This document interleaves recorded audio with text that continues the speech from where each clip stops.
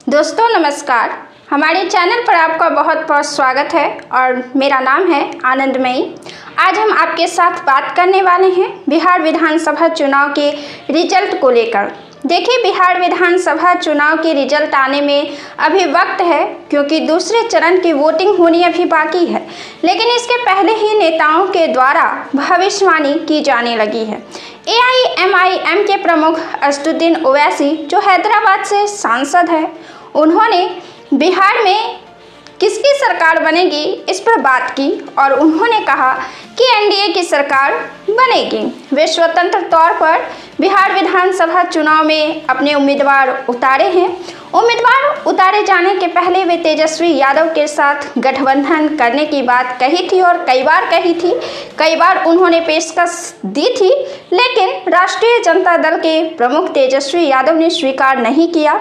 लेकिन अब चुनाव के दरमियान वे बयान दे रहे हैं कि नीतीश कुमार के नेतृत्व को चुनौती देना तेजस्वी यादव के बस की बात नहीं है। अब भाजपा के साथ गठबंधन में है ओम प्रकाश राजभर। ओम प्रकाश राजभर उत्तर प्रदेश की राजनीति से ताल्लुकात रखते हैं और बिहार विधानसभा चुनाव में भी उन्होंने गठबंधन में साथ किस्मत आजमाने की बात कही थी। उन्होंने कहा था कि NDA के साथ गठबंधन में वे भी बिहार विधानसभा चुनाव में अपने कैंडिडेट उतारेंगे, लेकिन ऐसा हुआ नहीं। अब राजभर ने NDA की सरकार को लेकर बड़ी बात कह दी है। उन्होंने तो साफ कह दिया है कि बिहार में NDA की सरकार नहीं बनेगी।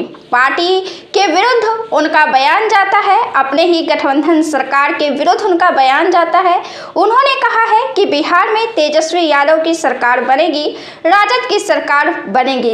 इसके पीछे जो उन्होंने तर्क दिए हैं, जो लॉजिक दी है, वो ये दी है कि बिहार में जितना अधिक प्रतिशत वोटिंग हुआ है वो राजद के फेवर में जाता है, क्योंकि जब 60% से अधिक वोटिंग हुई है तब राष्ट्रीय जनता दल की सरकार बनी है और इस वजह से इस बार भी तेजस्वी यादव की सरकार बनने वाली है।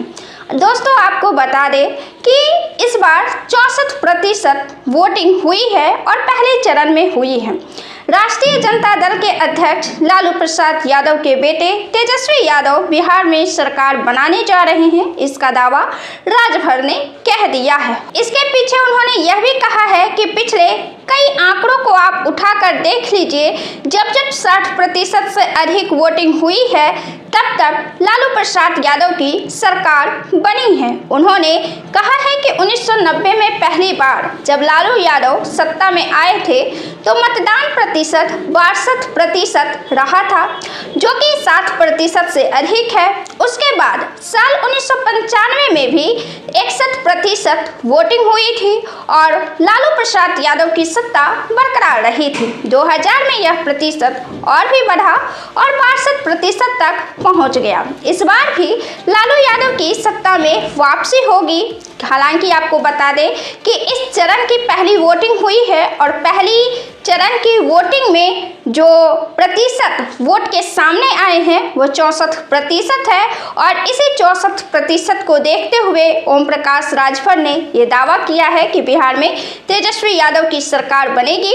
अगली वोटिंग 11 नवंबर को होनी बाकी है और 14 नवंबर को रिजल्ट आ जाएंगे। तो दोस्तों, आप ओम प्रकाश राजभर के बयान से कितने सहमत है, कितने ताल्लुकात रखते हैं? अपना जवाब कमेंट बॉक्स में जरूर दें।